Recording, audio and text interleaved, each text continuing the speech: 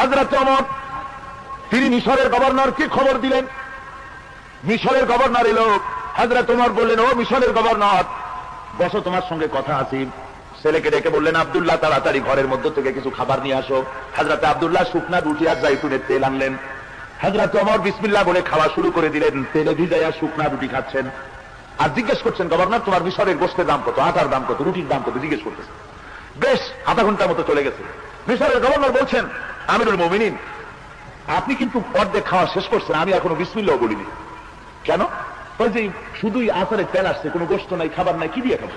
হযরত ওমর বলেন, তোমার মুখ থেকে এই কথাটা বের করার জন্য এই অসময় আমি এই রুটিটা খাইছি। আমি শুনতে পেরেছি, রিলায়েবল সোর্সে জানতে পেরেছি, তুমি নাকি প্রতিদিন গোশত দিয়ে ভালো করে পেট পুরে আহার করো রুটি। কয়েছে, হ্যাঁ হুজুর, আমি 3 বেলা গোশত রুটি খাই। হযরত ওমর বলছেন, তোমার মিশরের সমস্ত জনগণ এরকম খেতে পারে? কয় না, তা তো পারে না। হযরত ওমর বলে, মিশরের গভর্নর, তোমার জনগণ সবাই যখন খেতে পারে না, একা মজাল উঠতেছো, কিয়ামতের দিন তোমার এই জিহ্বা জাহান্নামের কেচি দিয়ে কাটা হবে। ও গভর্নর শোনো, আমার মদিনায় দুর্ভিক্ষ দেখা দিয়েছে, আমার জনগণ সবাই খেতে পারে না গোশত রুটি, কেউ পারে কেউ পারে না। সেই জন্য আমি এই জৈতুনের তেল দিয়া আচার দিয়ে আমি রুটি খাই। আমি শপথ করেছি, যেদিন আমার মদিনার সবাই গোশত রুটি খাইতে পারবে, সেদিনও আমি গোশত খাবো। সুবহানাল্লাহ। ইসলামের রাষ্ট্রপ্রধান, রাষ্ট্র প্রশাসক, শাসনকর্তা এইভাবে করে দেখাইছেন তাদের দায়িত্ব পালনের চরম পরাকাষ্ঠা। এই জন্য শ্রেণী সংগ্রাম সেখানে হয়নি। ভাইরা আমার, এইভাবে করে হযরত ওমর গভীর রাত্রে ঘুরতেছেন, ঘুরে ঘুরে দেখেন এক বাড়ির ভিতরে আলো জ্বলতেছে, কান্নার আওয়াজ আসে। হুজুর ভিতরে ঢুকলেন হযরত ওমর, যে বলেন, ওগো মহিলা, তুমি তো বড় বেশি জালেম, এত রাত হয়েছে এখনো কেন তুমি রান্না করনি? ছেলেপেলেরা কান্দে কেন? মেয়ে লোককে বলতেছেন, আমি হে পথিক, তোমায় আমি চিনি না, তুমি আমার জালেম বলতে পারো না। 3 দিন পর্যন্ত আমি কিছু খাই নাই, আমার এই বাচ্চারা কিছু খায়নি, আজ তারা শুনতে চায় না, ঘুম আসে না, সেই জন্য হাড়ির ভিতরে পানি দিয়ে আর পাথর দিয়ে নাড়াছাড়া আমি করতেছি আর বলতেছি, গোশত রান্না হতেছে, একটু পরে খাবি। ফাঁকি চুকি ওর মধ্যে গোশত নাই। হযরত ওমর বলেন, আমার যেন পা পাথর করে কেঁপে উঠল। এরা মদিনার লোক ছিল না, এরা ছিল বাইরের থেকে এসেছিল, তাবু গেলে এখানে রয়েছে, তারা মদিনায় বেড়াতে এসেছে, এসে এই দুরবস্থায় পড়েছে। হযরত ওমর চলে গেলেন বাইতুল মালের কাছে গিয়ে, সেখানে তিনি আসলামকে ডেকে বললেন, আসলাম রে, শিগগির করে একটা বস্তা আনো, আটা ঢুকাও, তরি তরকারি ঢুকাও, বস্তার মুখ বন্ধ করো। বস্তার মুখ বন্ধ করা হলো। এবার ওই বস্তা ধরে হযরত ওমর বলেন, আসলাম বস্তাটা আমার মাথার উপরে উঠায় দেই। আসলাম বলেন, হুজুর, বস্তা বহনকারী খাদেম তো আমি আছি, আপনি কেন মাথায় নেবেন? হযরত ওমর বলেন, না, এ বোঝা তোমার মাথায় দিব না, আমার বোঝা আমার মাথায় উঠায় দাও। যেহেতু আমি যে দৃশ্য দেখে এসেছি, আমার দেশের মধ্যে মানুষ না খায় রয়েছে, কিয়ামতের দিন আল্লাহর দরবারে আমার আসামি হওয়া লাগবে। আমার বোঝা আমার মাথায় উঠায় দাও। আর তার বোঝা মাথায় দিয়া আমিরুল মুমিনিন ছুটতেছেন, দৌড়াতেছেন। ওই তাবু পর্যন্ত গিয়ে আটার বস্তা নামাইলেন, বের করে বলেন, মা রুটি বানাও তাড়াতাড়ি করে। হযরত ওমর নিজে তরকারি করতে লাগলেন, রান্না হয়ে গেল। ছোট্ট ছোট্ট বাচ্চাগুলি আমিরুল মুমিনিন নিজের কোলের উপরে বসাইয়া রুটি ছিঁড়া তরকারি মাখাইয়া খাওয়াইতেছেন আর বলছেন, মা তুমিও খাও। মহিলা দেখতে পাচ্ছি, হযরত ওমরের চোখ থেকে পানি পড়তেছি। মেয়ে লোকটি হযরত ওমরের দিকে তাকায় বলেন, ও আগন্তুক ব্যক্তি, আমি তো তোমাকে চিনি না, তোমার কোনো পরিচয় জানি না, তবে আমার মন বলে, হযরত ওমরের মতো মানুষ খলিফা না হইয়া তোমার মতো মানুষ যদি খলিফা হতো, আমাদের ভাগ্য সুপ্রসন্ন হয়ে যেত। হযরত ওমর গভীর রাত্রে নিজের পরিচয় দিলেন না, বললেন, ও মা, তুমি খলিফার দরবারে কাল যাইও, সেখানে তুমি আমারে পাবে, তোমারে বেশি কিছু দেওয়ার ব্যবস্থা হয়ে যাবে। মহিলাটি পরের দিন চলে গেল, যায় দেখেন খলিফার দরবারে, যায় দেখেন যিনি বসে আছেন তিনি তো হযরত ওমর। রাত্রিবেলায় উনি তো গিয়েছিলেন। বুড়ি এসে বলেন, আমিরুল মুমিনিন, আমি বুঝিনি, আপনার পরিচয় পাই নাই, রাতের বেলায় বস্তা মাথায় নিয়ে তরকারি কুটি, যে কষ্ট আপনি করেছেন আমারে আল্লাহর রাস্তে মাফ করে দেন। হযরত ওমর বিনীত ভাবে বলে, ওগো মা, তুমি আমার কাছে উল্টা মাফ চাইও না, আমি খাত্তাবের পুত্র ওমর তোমার কাছে মাফ চাই, আল্লাহর রাস্তে আমারে মাফ করে দিও। বিগত 3 দিন তোমার তাবুতে গিয়া খোঁজ দিয়ে তোমার খানা যে আমি দিয়ে আসতে পারি নাই, এই জন্য তুমি কিয়ামতের দিন আল্লাহর দরবারে আমারে আসামি বানাইও না। ও যুবক মুসলমান, কোন কালমাস, কোন লেনিন সারাটি জীবনে এমন একটা আদর্শ সেট করতে পেরেছে? তোমার শরীরের মাথা থেকে পা পর্যন্ত কি মুসলমানের রক্ত না? তুমি তো মুসলিম সন্তান, কিসের কিসের কালমাস, কিসের লেনিন? ওদের বুকে লাথি মেরে ফিরে আয় মুসলমান মদিনায়, আল্লাহ রাসূলের কাছে ফিরে আয়।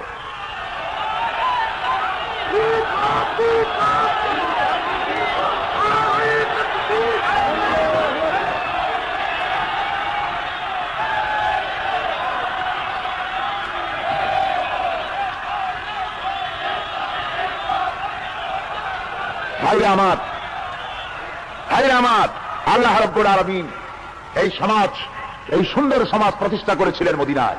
কোথায় করেছিলেন? রাসূল করেছিলেন। মদিনায় যে সমাজ কায়েম হয়েছিল, সেই সমাজ কায়েম এত সহজে হয় নাই, রক্ত দেওয়া লেগেছিল। জোরে কোন লাগে নাই? ভাইরা আমার, রক্ত দেওয়া লেগেছে সেই জমিনে। আজ যদি আমরা আল্লাহর দেওয়া বিধান কায়েম করতে পারি, আমাদের তো কোনো জিনিসের অভাব নাই। মহান আল্লাহ রাব্বুল আলামিন এই বাংলার জমিনে আমাদের সব দান করেছেন, কোন জিনিসের অভাব নাই। জোরে বলেন আলহামদুলিল্লাহ, জোরে বলেন আলহামদুলিল্লাহ। কেন আমরা 6 মাস তন্ত্র কমিউনিজম করতে যাব? কি দুঃখে আল্লাহ আমাদের জমিন দিয়েছেন। জোরে কোন আলহামদুলিল্লাহ। এমন সুন্দর একটা জমিন পেয়েছেন। আমি পৃথিবীর বহু দেশ ঘুরেছি, আমার মাতৃভূমি স্বাধীন সার্বভৌম বাংলাদেশের মতো এত সুন্দর জমিন আর কোথাও আমি দেখিনি। আমি পৃথিবীর মধ্যে সবচাইতে বেশি মহব্বত করি মক্কা মুআজ্জামা, মদিনা মুনাওয়ারা, যেহেতু সেখানে আল্লাহর নবীর জন্ম হয়েছে, আল্লাহর নবী শুয়ে আছেন এই পবিত্র ভূমি হিসাবে। আর জন্মস্থান হিসেবে পৃথিবীর মধ্যে সবচাইতে বেশি মর্যাদা সম্পন্ন জমিন মনে করি আমার জন্মভূমি বাংলাদেশকে। এত সুন্দর জমিন আল্লাহ দান করেছে। জয় করেন আলহামদুলিল্লাহ। মহান আল্লাহ রাব্বুল আলামিন বলেন, দুনিয়ার মানুষ ভালো করে শুনে নাও, খাবারের অভাব তোমাদের হবে না, খেতে পড়তে তোমরা পাবে। একটা আমল তোমাদের করা লাগবে, সেটা হলো এই ওয়ালামু আন্না আহলাল কুরআ আমানু ওয়াত্তাকাউ লাফাতাহনা আলাইহিম বারাকাতিম মিনাস সামাই ওয়াল আরদ। আসমান জনপদের লোকেরা, দেশের লোকেরা যদি আমি আল্লাহর উপর ঈমান আনে আর আমাকে ভয় করার নীতি অবলম্বন করে যদি চলে, আল্লাহ বলেন আকাশ ও জমিনের বরকতের দরজা সব খুলে দেব। জোরে বলেন সুবহানাল্লাহ। আকাশের জমিনের বরকতের সব দরজা আমি আল্লাহ খুলে দেব। এমনিতেই দেখেন, আপনারা তো কোন নাই নেই, আসলে অনেক কিছু আছে আমাদের। আমাদের বিরাট কৃষি সম্পদ আছে, আমাদের বিরাট জমিন আছে। আবাদযোগ্য জমির পরিমাণ প্রায় 2,40,00,000 একর বাংলাদেশে। জোরে বলেন আলহামদুলিল্লাহ। এর মধ্যে চাষকৃত জমির পরিমাণ প্রায় 2,20,00,000 একরের মধ্যে বিরাট জমিন আল্লাহ দান করেছে। এরপরে দিয়েছেন বিরাট বনজ সম্পদ। বাংলাদেশে মোট 32,53,860 একর জুড়ে আছে বিরাট জাতীয় বন সম্পদ। জোরে বলেন আলহামদুলিল্লাহ। কি বিরাট বন সম্পদ আমাদের আছে। সব চোরাচালান হচ্ছে, অননুমোদিত উপায় পাইকারি দরে গাছ কাটা হচ্ছে। গাছ আল্লাহর নিয়ামত, গাছ আল্লাহর কি নিয়ামত। আগে মুরব্বীদের দেখছি, দাদা বাপ তাদের দেখেছি, গাছ একটা কাটতো তো আরো গাছটা লাগাই তারপরে কাটতো, ঠিক কিনা বল? আর এখন অভ্যাসী হয়ে গেছে, উলট পালট করে দেবা, লুটে পুজো খাই, জনমের মতো গাছ কেটে শেষ করে ফেলেছে। গাছ লাগানো ইবাদত, সওয়াব। জোরে বলেন আলহামদুলিল্লাহ। একটা কাটবেন তো 6টা লাগান। এই গাছগুলি আল্লাহ তৈরি করেছেন, বাগান বানিয়েছেন, নিরাপদ দিয়েছেন। গভর্নমেন্ট পাহারা দেওয়ার জন্য সেখানে গাছ রেখেছে, কিন্তু গাছলা খেতে নিজেই এখন খাওয়া আরম্ভ করছে।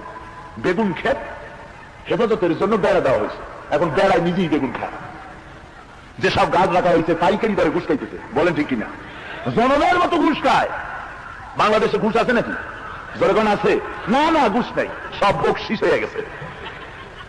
ওই বকশিস আমার সালমান, ওই বাগানগুলি আল্লাহ রাব্বুল আলামিন নিজেও গার্ডের ব্যবস্থা করেছেন। আল্লাহ যদি গার্ডের ব্যবস্থা না করতেন তাহলে সমস্ত বাগান উজাড় হয়ে যাইতো। আল্লাহ গার্ড দিয়েছেন। আল্লাহর গার্ড আছে না? আছে কিনা? কি গার্ড? Royal Bengal tiger. দেখছেন আল্লাহর অফিসার, আল্লাহর forest officer, royal Bengal tiger. ঘুষ খায় নাকি? জঙ্গলে অবৈধভাবে কাঠ কাটতে গেছেন, হরিণ শিকার করতে গেছেন, পড়ে গেছেন রয়্যাল বেঙ্গলের সামনে, যদি যাই এখন যে 10 লক্ষ টাকা দেওয়া হবে, বিদেশি ভদকা সেগুলি দেওয়া হবে, তারপরে আরো কিছু যদি চান দেওয়া হবে, শুনবে? জোরে বলেন, শুনবে? শুনবে না। ঘুষ টুস ওখানে চলে না। চোখ যেভাবে তাকাবে আপনার দিকে, বাঘ দেখছেন কখনো? জীবিত বাঘ, খাসার মধ্যে বাঘ দেখা, উনি তো বাঘ না, বিড়ালের মতো, না খাইয়া সর্বনাশ হয়ে গেছে। জীবিত বাঘ সুন্দরবনের ভেতরে যদি একবার চোখের দিকে চোখ পড়ে, কলজার পানি শেষ হয়ে যাবে এক চোখে। বাঘে তো জীবিত মানুষ খায় না, মরা মানুষ খায়, মানে ওরা দেখলেই ঘুম উড়ে দেয়, এমনই ছবি আল্লাহ বানাইছে। এক থাপ্পড় মারবে তো আপনার মতো দর্শনের কল্লা উড়ে গিয়ে পড়বে আরেক জায়গায়। আল্লাহর এই বিরাট বিরাট বাঘগুলি রয়েছে, বড় বড় হাতি আছে, দেখছেন কি শক্তি। ওই হাতির পিঠের উপরে সলিমুদ্দিনে বসে। সলিমুদ্দি কই সেই জন্য যে হাতির তুলনায় মানুষ কত ছোট, এতটুক মানুষ, আর হাতিটা বিরাট বডি, ওর মাথার উপরে বসে ঠ্যাঙের উপরে ঠ্যাং ফেলাইয়া ঠ্যাং না সলিমুদ্দি। তারপরে আবার লাঠির মাথায় একটা পিন লাগাইয়া ওইটা দিয়ে মাথার উপরে এরকম গুঁতে দেয়। হাতি কানে একটু আর তোকে তাকায় আর মনে মনে ভাবে আশরাফুল মখলুকাত, তোরা আল্লাহ সৃষ্টির সেরা বানাইছে, তাই তুই আমার পিঠে বসে আমার পিঠাস, নইলে পরে তোর মতো 15-20টা মাথা এক জায়গায় করিয়া চাপ দেওয়া লাগে না, শুধু পাও খান থবো আর বেলের মতো ফট করে একটা আওয়াজ হবে। আল্লাহ রাব্বুল আলামিন সব মানুষকে দান করেছেন, নাফরমানেরা পাইকারি দরে বন উজাড় করে গাছ লাগায় না, বেশি করে গাছ লাগাও, নিয়ামত। ভাইরা আমার, শুধু তাই নয়, এরপরে আছে নদী সম্পদ। বাংলাদেশে ছোট বড় প্রায় 250টি নদী আছে, যার দৈর্ঘ্য 3200 বর্গ মাইল। আল্লাহর মেহেরবানি, পানি কম নাই, যথেষ্ট পানি ছিল, কিন্তু ফারাক্কার জ্বালায় পানি টানি শুকাইয়া সব একেবারে উত্তরবঙ্গের 8টি জেলা মরুভূমি হতে চলেছে, আরো মরুভূমি হয়ে যাবে। তোমরা তো মুনাফিক, আল্লাহ পানি দিবেন কেন? পানি দিছিলেন মুনাফিকির কারণে, রক্ষা করতে পারোনি। ভারতের কি ক্ষমতা তোমার দিকে চোখ রাঙিয়ে তাকায়? তুমি তো মুসলমান, ও তো সেই ভারত সেখানে আমার পূর্বপুরুষ সুলতান মাহমুদ 18 বার আক্রমণ করে ভারতকে কাঁপিয়ে দিয়েছে। সেই মুসলমান না তোমরা? সেই মুসলমান যে তোমরা, সে কথা বলার সাহসও তোমাদের নাই, হারিয়ে ফেলেছ হিম্মত। যদি ঈমান থাকতো, মুনাফিক না হতে ওরা পানি বন্ধ করতে পারে? আমি তাই বলেছিলাম, ঢাকাতে কারবালার ময়দানে ফোরাতের কুলে ইয়াজিদ বাহিনী ইমাম হোসাইনকে একা পেয়েছিল, তাই সম্ভব ছিল পানি বন্ধ করে দেওয়া। কিন্তু আজকে ইমাম হোসাইনের গোষ্ঠী একটা, আজকে ইমাম হোসাইন একজন নয়, বরং আজকের কক্সবাজারের টেকনাফ থেকে শুরু করে ওদিকের দিনাজপুরের তেঁতুলিয়া পর্যন্ত 9.5 কোটি ইমাম হোসাইন যে দেশে বাস করে, কাফেররা পানি বন্ধ করতে পারে না যদি তোমরা মুমিন হতে। আজকে মুসলমানদের ঈমান বরবাদ হতে চলেছে, মুনাফিকি এসেছে, সেই জন্যই দুরবস্থা হয়েছে। আল্লাহ রাব্বুল আলামিন পানি দান করেছিলেন, বিরাট পানি সম্পদ আমাদের রয়েছে। এরপরে রয়েছে মৎস্য সম্পদ, লক্ষ লক্ষ টন মাছ আল্লাহ আমাদের দান করতেছে। তারপরে রয়েছে গ্যাস সম্পদ, যার দেশকে মানব না, যারা বলেন মানা হবে, যে কোনো মূল্যে বাংলাদেশের জমিনের উপরে দিন আমরা প্রতিষ্ঠা করব। সরওয়ারে কায়নাত যা করেছেন আমাদের তা করতে হবে অবশ্যই। নারীদের উপরে যে বেইজ্জতি আজ হচ্ছে, এ বেইজ্জতি সম্পর্কে আল্লাহ রাব্বুল আলামিন বলেন, ইজ্জত তো আমি দিয়েছি। বন্ধুগণ, আপনাদের কষ্ট হচ্ছে নাকি? আমি খুব তাড়াতাড়ি শেষ করব।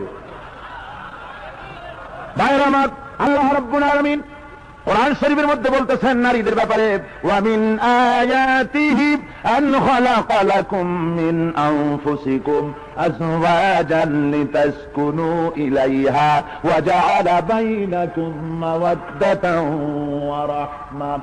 আল্লাহ রাব্বুল আলামিন বলেন, আমার নিদর্শনাবলীর ভিতরে তার একটি নিদর্শন যে আমি তোমাদেরকে স্বামী স্ত্রী জোড়া জোড়া বানাইছি এবং একের প্রতি অপরের ভালোবাসা সৃষ্টি করেছি, মহব্বত দিয়ে দিয়েছি। নারীর প্রতি সদ্ব্যবহার করার জন্য কোরআন শরীফ বলেছে, নারীর উপর অত্যাচার করতে পারবে না, ভালো ব্যবহার করবে।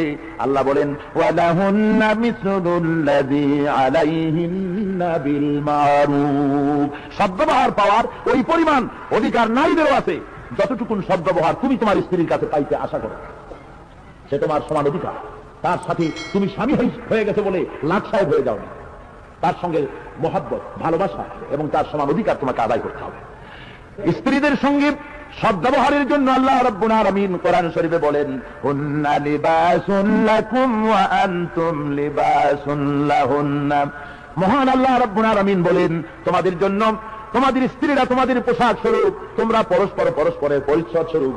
স্ত্রী মানে কাপড় বস্ত্রের সঙ্গে, পোশাকের সঙ্গে শরীরের যে সম্পর্ক অঙ্গাঙ্গি ভাবে একের সাথে অপর, অমনি ভাবে নারী এবং পুরুষ একের সাথে অপরের স্বামী স্ত্রীর বিল মহব্বত থাকবে। ভাইরা আমার, আল্লাহ রাব্বুল আলামিন আরো বলেন, ওয়া আশিরুহুন্না বিল মারুফ। স্ত্রীদের সাথে সদ্ব্যবহার করো। তালাকের ব্যাপারে যদি পরিবনা না হয়, ইসলাম তালাকের একটা সিস্টেম রেখেছে, এটা ইসলামের একটি নিয়ামত। যারা বলেন আলহামদুলিল্লাহ, এটা নিয়ামত। অনেকে বলে, যারা বোঝে না তারা বলে যে ডাক্তার নারীর উপরে জুলুম। না, জুলুম না। স্বামী যদি নপুংসক হয়, স্বামী যদি অকর্মণ্য হয়, দাজ্জাল মার্কা হয়, জালিম হয়, তাহলে চিরকাল এই নারী তার স্বামীর অধীনে থাকবে। ইসলামের ব্যবস্থা করেনি। ইসলাম বলেছে কোর্টের মাধ্যমে নিকাহ ফাস্ক করিয়ে তুমি আলাদা স্বামী গ্রহণ করতে পারো, নারীর অধিকার আছে। যারা বলেন সুবহানাল্লাহ। আর স্ত্রী যদি জালিমা হয়, অত্যাচারিণী, বিচারিণী, স্বামীর কথা শোনে না, অন্যায় অবৈধভাবে চলে, এ ধরনের যদি হয় তাহলে স্বামী তার চিরদিন নিয়ে মরবে। আল্লাহ কয়েছে না। এমন অবস্থা যদি হয়,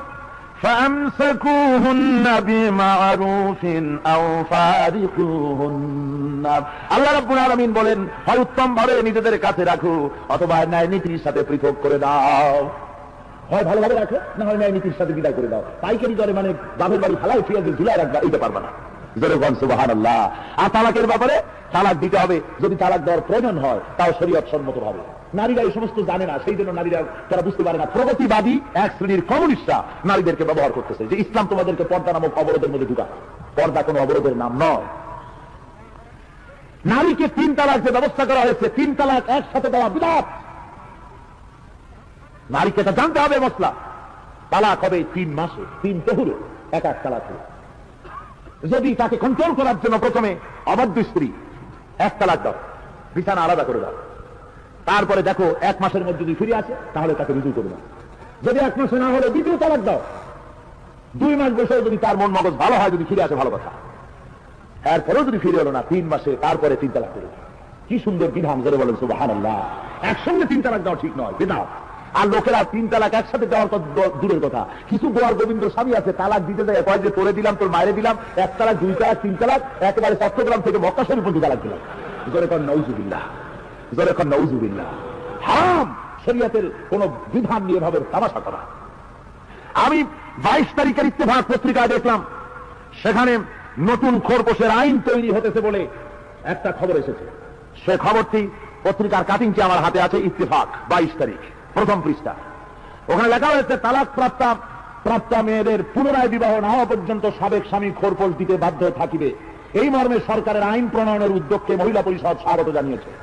মহিলা বিষয়ক মন্ত্রণালয় এই আইনের প্রস্তাবমূলক সুপারিশে আইন মন্ত্রণালয় পাঠাইছে। এই পত্রিকার এই খবরের শেষ অংশে, শেষ পৃষ্ঠায় কয়েকজন কমিউনিস্টের নাম আছে। তারা মেয়েদেরকে এভাবে উদ্বুদ্ধ করেছে এই আইনকে পাশ করাবার জন্য। আমরা গভর্নমেন্টকে জানাই দিতে চাই, কোরআন শরীফ খেল তামাশার বিষয় নয়।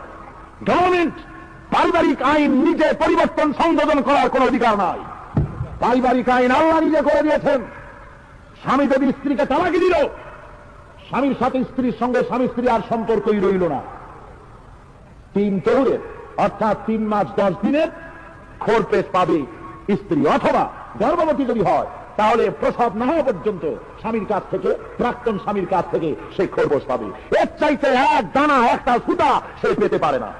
জেনারেল সাহেব, মেহরবানি করে ইসলামের পারিবারিক আইনের উপরে হস্তক্ষেপ করবেন না, এটাকে বন্ধ করে দিন। আইয়ুব খানের মতো লৌহ মানব টিকতে পারে নাই পারিবারিক আইনের উপরে হস্তক্ষেপ করার ফলে আল্লাহ রাব্বুল আলামিন গজব দিয়ে বিদায় করে দিয়েছেন। সুতরাং ইসলামী আইনের ব্যাপারে কোন কমিউনিস্টের প্রস্তাব মুসলমান মানতে পারে না। যারা বলেন পারেন, আমি মা বোনদের বলবো, ইসলাম আপনাকে সবচেয়ে বড় অধিকার দিয়েছে। স্বামীকে আপনি তালাক দিতে পারেন যদি প্রয়োজন হয়। অকর্মণ্য, নপুংসক, অত্যাচারী স্বামী যদি হয়, প্রয়োজন বোধে কোর্টের মাধ্যমে তালাক দেওয়ার অধিকার আপনাকে দেওয়া হয়েছে।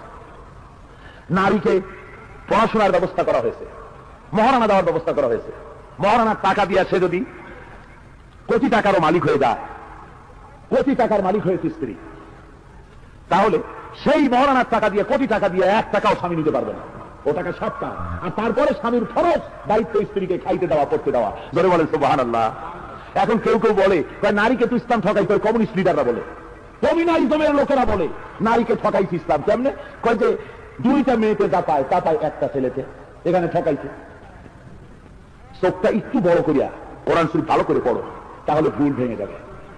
নারীকে ইসলাম ঠকায় নাই, বরং বেশি দিয়েছে। ছেলে তো পেলে শুধু পিতার কাছ থেকে, এই জায়গায় তুমি বড় করে দেখলে। কিন্তু মেয়ে কয় জায়গা থেকে পায় তা দেখছো?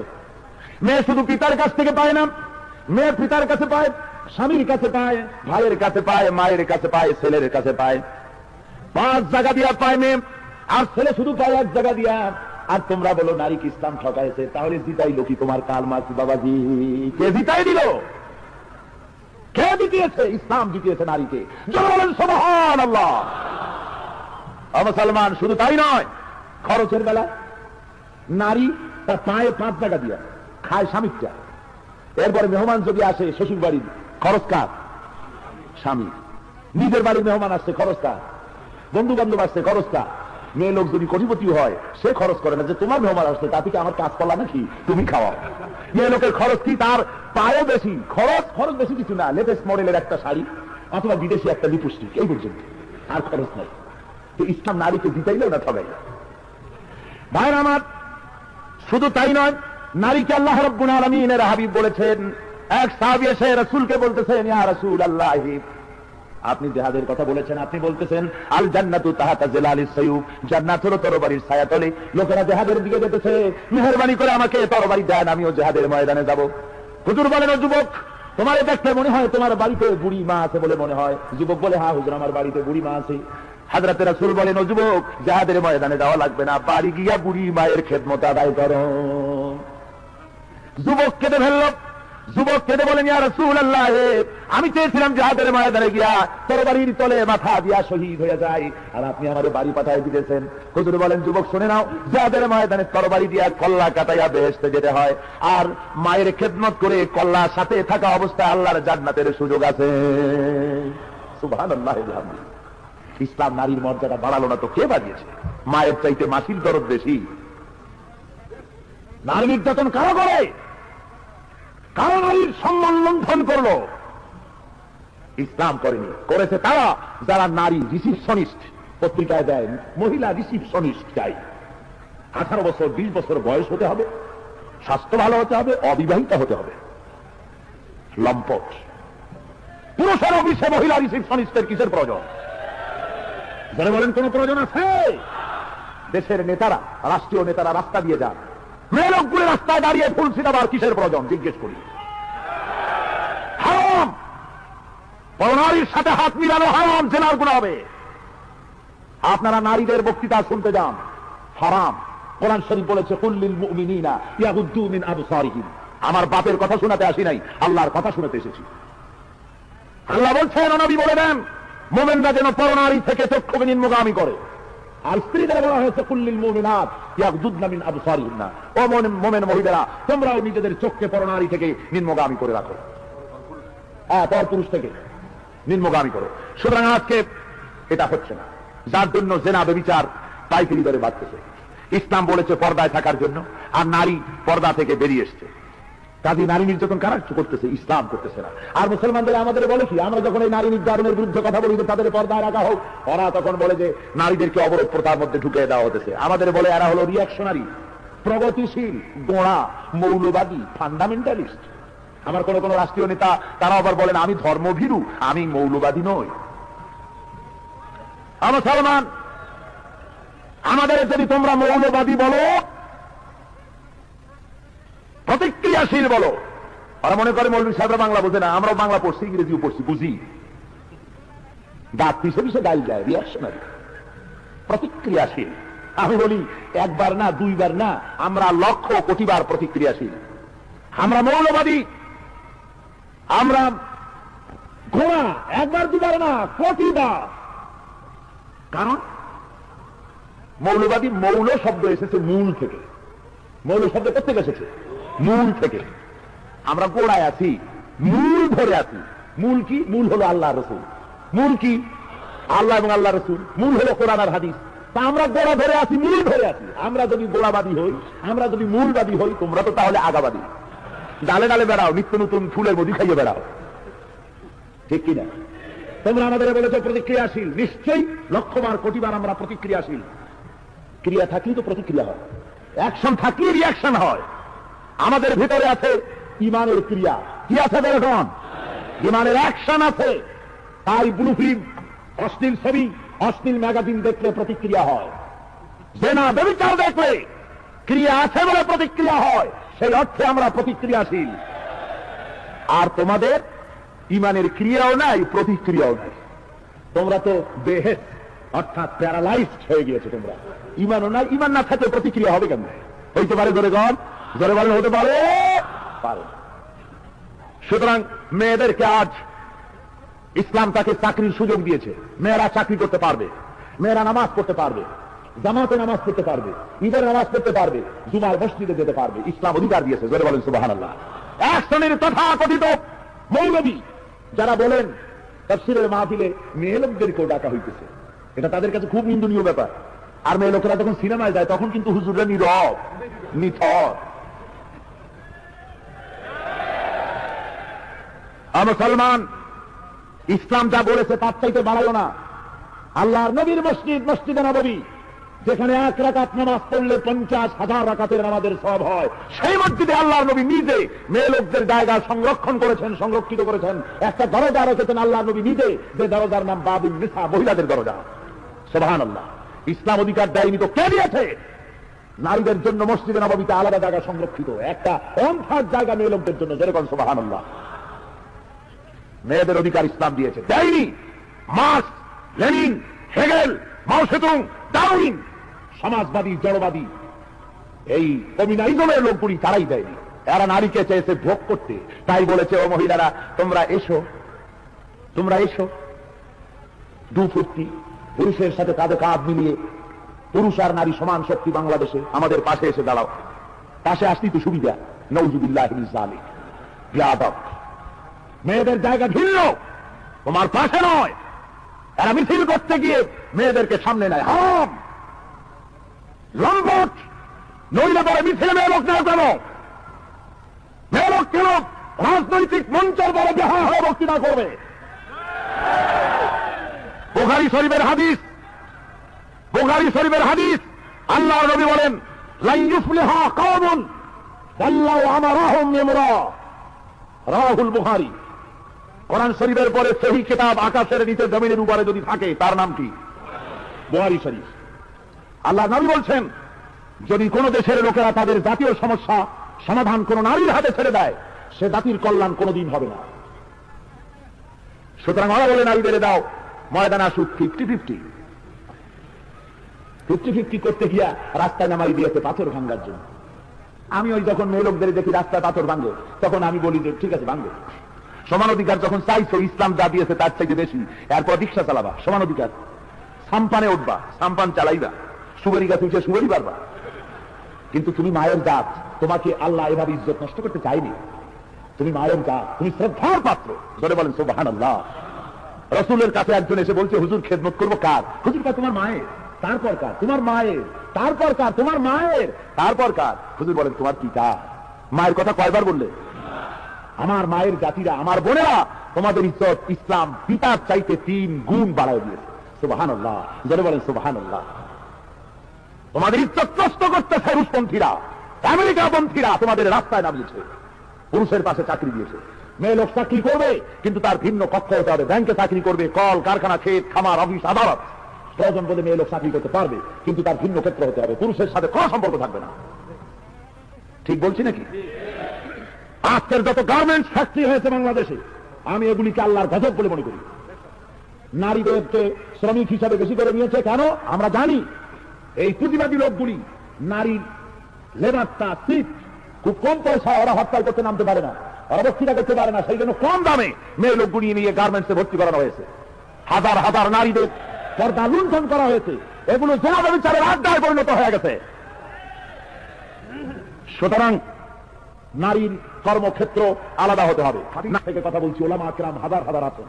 বলুন হযরত আয়েশা সিদ্দিকা রাদিয়াল্লাহু তাআলা আনহা জিহাদের ময়দানে যান নাই? 6 লক্ষ হাদিসের হাফেজা, 30 পারা কোরআনের হাফেজা, বিদুষী মহিলা, গোটা বিশ্বের সমস্ত মুমিনের মা হযরত আয়েশা সিদ্দিকা রাদিয়াল্লাহু তাআলা আনহা হুজুরের সঙ্গে জিহাদের ময়দানে গিয়েছে। শুধু তাই নয়, জিহাদের ময়দানে গিয়ে মুসলিম মহিলারা আহত সৈনিকদেরকে ব্যান্ডেজ করেছে, ফার্স্ট এইডের কাজ করেছে তারা। মহিলারা প্রয়োজন বোধে সমস্ত কাজ করেছে। সুতরাং মেয়েরা চাকরি করতে পারবে, সব পারবে। কিন্তু কোন মেয়ে লোক মুসলমান দেশে পুলিশ বানাইয়া প্রেসিডেন্টের সামনে, নেতাদের সামনে টাইট ফিট জামা গায়ে দেওয়া, লেফট রাইট করবার অধিকার দেওয়া হয় নাই। মহিলা পুলিশ হয়। মহিলা পুলিশ হওয়ার দরকার কি? আমি এয়ারপোর্টে একদিন জিয়াউর রহমান সাহেবের সময় এক মহিলা পুলিশের সাথে দেখা। আমি বললাম, মা তুমি পুলিশ হয়েছো কেন? কয় যে জাতীয় সম্পদ হেফাজত করার জন্য। আমি বললাম, মা, আল্লাহ তোমার যে সম্পদ দিতে তাই হেফাজত করতে তো 10টা পুলিশ লাগে কমসে কম, তুমি জাতীয় সম্পদ হেফাজত করবা। মহিলা পুলিশ প্রয়োজন। কোথায় প্রয়োজন? মহিলা পুলিশ প্রয়োজন। মহিলা চোর তার দেহ তল্লাশির জন্য, তার ফিজিক্যাল টর্চারের যদি প্রয়োজন হয় তাহলে সেখানে মহিলা পুলিশ লাগবে। বিদেশ থেকে আগত মহিলা দাত্রী দেহ তল্লাশির জন্য মহিলা পুলিশের প্রয়োজন, লেফট করার জন্য নয়, চোর ধরার জন্য। নারীর স্বতন্ত্র ক্ষেত্র, ইজ্জত আর সম্মানের ক্ষেত্র দিয়েছে ইসলাম। জেনে বলেন কে দিয়েছে? ইসলাম দিয়েছে। আমি তাই আমার মা বোনদের বলবো, আপনাদের অধিকার আপনারা আদায় করে নিন। কোন মিছিলে আপনারা যাবেন না, হারাম। মেয়েরা যদি মিছিলে বের হয়, যদি দরকার হয় বোরখা পরিহিতা হয়ে ইসলামের জন্য ময়দানে নামবেন। যদি ডাক আসে জিহাদের, তাহলে শুধু নারী নয়, পুরুষ নয়, নারীরাও বোরখা পরে রাস্তায় বেরিয়ে আসবে। যদি প্রয়োজন হয় তাহলে সে ধরনের ডাক আসবে ইনশাআল্লাহুল আজিজ। এছাড়া জায়েজ নাই ঘর থেকে বের হওয়া। আপনাকে সব রকমের অধিকার ইসলাম আপনার জন্য রেখেছে। সুতরাং ইসলামের এই অধিকারগুলি আদায় করবার জন্য, এই অধিকার ভোগ করার জন্য নারীদেরকে ইসলামী বইপত্র পড়ার জন্য আমি অনুরোধ করছি। মেয়েদেরকে আমি বলবো, আপনারা আপনাদের সংসারকে ইসলামের দুর্গ বানান। ছেলেপেলেরা যেন ইসলাম আপনার ঘরের ভিতর থেকে ইসলাম যেন শিখতে পারে। জোরে বলেন আলহামদুলিল্লাহ। ছেলে মেয়েদের ভালো ভালো নাম রাখুন। আজকে নামেরও সর্বনাশ হয়ে গেছে। ছেলের নাম ছয় জিরো, ছেলের নাম নাট, তারপরে স্ক্রু ড্রাইভার, মানে ইংরেজি নাম যা পছন্দ আসে, মুখে যা আসে একটা ফিরে থাকে। তারপরে মেয়ের নাম ছয় আপেল, আঙ্গুর, বেদানা, নাচে না, পড়ে না, ওঠে না, যা খুশি। ইসলামের নাম রাখুন, ভালো হবে, ভালো হবে। তাই আমার আল্লাহর দেওয়া বিধানকে জমিনে কায়েম করার জন্য মুসলমানদেরকে আজকে সংগ্রামে আসতে হবে। আল্লাহর নবী জিহাদের ময়দানে এসেছিলেন, রক্ত দিয়েছিলেন। নবী আমার মুতার প্রান্তরে রোমকদের বিরুদ্ধে লড়াই করেছিলেন, বড় শক্তির সঙ্গে যুদ্ধ করেছেন। যদি প্রয়োজন হয় বাংলাদেশের মুসলমানদেরকেও জিহাদের ময়দানে আসতে হবে। রাজি আছেন? আল্লাহর নবী ঘোষণা করলেন রোমক সাম্রাজ্যের বিরুদ্ধে মওতের প্রান্তরে যুদ্ধ হবে। ওরা 3000 আসতেছে, ওরা 1 লক্ষ আসতেছে। হুজুর 3000 মুসলমান তৈরি করলেন, আর ওই 3000 মুসলমানদের মধ্যে প্রধান সেনাপতি হিসাবে আল্লাহ নবী নাম ঘোষণা করলেন। আমার পালক পুত্র হযরত যায়েদের নাম আমি ঘোষণা করলাম। 2 নম্বরে জাফর বিন আবি তালেব, 3 নম্বরে আব্দুল্লাহ বিন রাওয়াহা। 3 জন সেনাপতির নাম ঘোষণা করলাম। তোমরা বাড়ি গিয়া তোমাদের বিবিবাল বাচ্চার মায়ের কাছে বিদায় সালাম করে আসো। ভাইরা আমার, একই জিহাদের ময়দানে একজন লাগবে মাত্র, একজন সেনাপতি লাগে, কিন্তু সেনাপতির নাম 3 জন বলা হলো। কয়জন? ওই 3 জন বুঝতে পেরেছেন যে আমরা যে জিহাদের ময়দানে যেতেছি জীবনে আর ফিরে আসতে পারবো না, জনমের মতো বিদায় হয়ে যাব। রাসূল তো 3 জনের নাম নিয়েছেন। হযরত যায়েদ বলেন, ইয়া রাসূলুল্লাহ, আপনি সালাম দিতে বলেছেন মা বাপকে, আমার আব্বা জান তো আপনি আমাকে অর্ডার করেছেন, আমি মেনে নিয়েছি। আর আবার মা হযরত আয়েশা ঘরের মধ্যে, আমি তাকে সালাম করতেছি, আমার কথা তো তিনি শুনেছেন, আমার তার কোনো জায়গায় যাওয়ার দরকার নাই। হযরত জাফর চলে গেলেন নিজের বাড়ি গিয়ে বেগমকে ডেকে বলেন, ও বিবি সাহেবা, আল্লাহ নবী আমার নাম জিহাদের ময়দানে ঘোষণা করেছেন, আমি জিহাদে যেতেছি, আমাকে মাফ করে দিও। একসঙ্গে ঘর গিয়েও বাস করেছি, তোমার কোন হক যদি নষ্ট করে থাকি আল্লাহর হস্তে আমারে মাফ করে দিও। বেগম কাঁদতেছেন আর বলছেন, ওগো প্রাণের স্বামী, জিহাদের ময়দানে চলে যান, আমি তো বাধা দিতে পারি না, আল্লাহ নবী অর্ডার দিয়েছেন। তবে আমি আল্লাহর কাছে ফরিয়াদ করব, রব্বুল আলামিন আমার স্বামীকে জিহাদের ময়দান থেকে গাজী বানাই আমার কাছে ফিরাইয়া দিও। হযরত জাফর রাদিয়াল্লাহু তাআলা আনহু তিনি তরবারি বের করে স্ত্রীর পিঠের উপরে মৃদু আঘাত করলেন, বললেন, বেগম উল্টা দোয়া করো না, তোমার এই দোয়া আল্লাহর দরবারে কবুল হবে না। যেহেতু আল্লাহর নবী আমার নাম 2 নম্বরে ঘোষণা করেছেন, নিঃসন্দেহে আমি শাহাদাত বরণ করব, কোনো সন্দেহ নাই বিবি, তোমার সঙ্গে জনমের মতো দেখা হয়ে গেল, আর দেখা হবে না। বেগম কান্দি, কচি কচি মাসুম বেগুনা বাচ্চারা আব্বা আব্বা বলে চিল্লাচ্ছেন, কাঁদতেছে। হযরত জাফর পিছনের দিকে ফিরে তাকালেন না, বিবিকে সালাম দি মদিনার দিকে, হুজুরের দিকে রওনা করেছেন। ওদিকে আব্দুল্লাহ বিন রাওয়াহা নিজের স্ত্রীর কাছে বিদায় দিতে যাচ্ছেন। এইটা ছিল তার বাসর সজ্জার রাত, ফুল সজ্জার রাত। স্ত্রীর কাছে চলে গেছেন, রুমের মধ্যে স্ত্রী কোরআন শরীফ তেলাওয়াত করতেছিলেন। হযরত আব্দুল্লাহ বিন রাওয়াহা রুমের বাইরে থেকে ডেকে বলেন, বেগম সাহেবা, আমি তোমার স্বামী আব্দুল্লাহ বিন রাওয়াহা, আল্লাহর নবী আমাকে জিহাদের জন্য যেতে বলেছেন, আমি জিহাদের ময়দানে চললাম, আমি তোমার কাছে বিদায় সালাম দিতেছি, আমি তোমার কোনো হক আদায় করতে পারি নাই, আল্লাহর হস্তে তুমি আমারে মাফ করে দিও। বেগম ডাক দিয়া বলে, ওগো প্রাণীর স্বামী, প্রাণ বলে একটা নজর আপনাকে দেখতে পারলাম না, আপনিও আমাকে একবারও দেখতে পারেন নাই, মেহেরবানি করে রুমের ভিতরে আসেন, জনমের মতো আপনার চেহারাটা একবার দেখে নেই। নবী আমার আপনার নাম জিহাদের ময়দানে ঘোষণা করেছেন, আমি তো ফিরায় রাখতে পারবো না। হযরত জাফর বলেন, আল্লাহর নবী সালাম দিতে বলেছেন তাই আসলাম, নইলে আসতাম না। আমি রুমের ভিতরে ঢুকলে পরে তোমার প্রতি আমার মায়া মহব্বত বেড়ে যেতে পারে। বেগম বলেন, ও স্বামী, আল্লাহর কসম, রুমের মধ্যে আসতে পরে আমি প্রেম নিবেদন করব না, শুধু চেহারাটা একবার দেখে রাখতে চাই। যদি আপনার চেহারাটা একবার দেখে রাখতে পারি, কিয়ামতের ময়দানে এই উদ্দেশ্য দেখবো, যাতে করে কিয়ামতের দিন হাসরের ময়দানে আল্লাহর দরবারে আপনাকে যেন আমি স্বামী হিসাবে চিনে নিতে পারি। হযরত আব্দুল্লাহ তিনি বলেন, ও বেগম, তার জন্য আমাকে দেখার দরকার নাই, তুমি যদি ধৈর্য ধারণ করো আর আমাকে যদি মাফ করে দাও, কিয়ামতের দিন যার জন্য জীবন দিতে গেলাম ওই আল্লাহ রাব্বুল আলামিন হাসরের ময়দানে তোমাকে আমাকে স্বামী স্ত্রী হিসাবে আল্লাহ পরিচয় করাইয়া দিবেন। 3000 মুসলমান 1 লক্ষ কাফিরদের বিরুদ্ধে, রোমানদের বিরুদ্ধে মৌতের প্রান্তরে লড়াইতে লেগে গেলেন। হযরত যায়েদ অনেকগুলি কাফির নিধন করে শাহাদাত বরণ করলেন। হযরত জাফর এবার ইসলামের ঝান্ডা নিয়ে অগ্রসর হতেছেন। কাফির বেঈমানেরা ঘেরাও করে ফেলে দিয়েছে। হযরত জাফরের ডান হাতে কোপ দিয়েছে, হাতটা ঝুলে পড়েছে। এবার হযরত জাফর বাম হাতে তরফ তুলে ধরেছেন ঝান্ডা, বাম হাতে কোপ পড়েছে। কর্তৃত ঝুলন্ত হাত দিয়া ঝান্ডা বুকের সাথে গলায় ধরে হযরত জাফর পাশের সাহাবীকে ডেকে বলে, ও আল্লাহর নবীর সাহাবী, নবীজিকে সালাম বলে দিও, আর বলে দিও জীবনের শেষ মুহূর্ত পর্যন্ত ইসলামের পতাকা কামড়ায় ধরে উঁচু করে রেখেছিলাম। আল্লাহ নবীকে জানাই দিও, আমার মনে হয়, ও নবীর সাহাবী শুনে নাও, আমার মনে হয় আমি শহীদ হয়ে যাব, যেহেতু আমি এখন আমার নাকির ভিতরে আল্লাহর জান্নাতের সুঘ্রাণ পেতেছি। ভাইরা আমার, হযরত জাফর শহীদ হয়ে গেলেন। হযরত আব্দুল্লাহ বিন রাওয়াহা, হযরত আবু উবাইদা দুইজন মিলে চললেন ঠান্ডা ধরার জন্য। যেতে যেতে তারা গিয়ে দেখেন দূরে পতাকা উঠতেছে। মনে মনে ভাবলেন আমরা যাওয়ার আগে পতাকা কে উড়ালো। কাছে গিয়ে দেখেন হযরত জাফরের হাত পাও কাটা অবস্থায় ছিন্ন ভিন্ন হয়ে পড়ে আছে, দেহ একদিকে পা একদিকে, আর শূন্য মাথাটা খালি মাথা এক কোণায় পড়ে থেকে ইসলামের পতাকা কামড়ায় ধরে উঁচু করে রেখে দিয়েছেন। হযরত আবু উবাইদা বলেন, হযরত জাফরের হাত পাও মাথা মস্তক সব এক জায়গায় করে দাফন করে দিলাম। রাতের বেলায় ঘুমায়া স্বপ্নে দেখি হযরত জাফর আল্লাহর জান্নাতের ভিতরে উড়ে বেড়াতেছে। আমি জাফরকে জিজ্ঞেস করলাম, জাফর, আল্লাহ তোমার সঙ্গে কি ব্যবহার করেছেন? জাফর আমাকে বলেছেন, ওগো আবু উবাইদা, রব্বুল আলামিন জান্নাতের নাজ নিয়ামত আমারে দিয়া জিজ্ঞেস করেছেন, জাফর আর কি চাও? আমি বলেছি, আল্লাহ কিছু চাই না, জমিনে আর একবার পাঠাও। এইবার যদি জমিনে যেতে পারি, কাফেরদের বিরুদ্ধে লড়াই করি তোমার দিন কায়েম করবার জন্য, আমার জীবনটা তোমার জন্য আর একবার দিয়ে আসবো।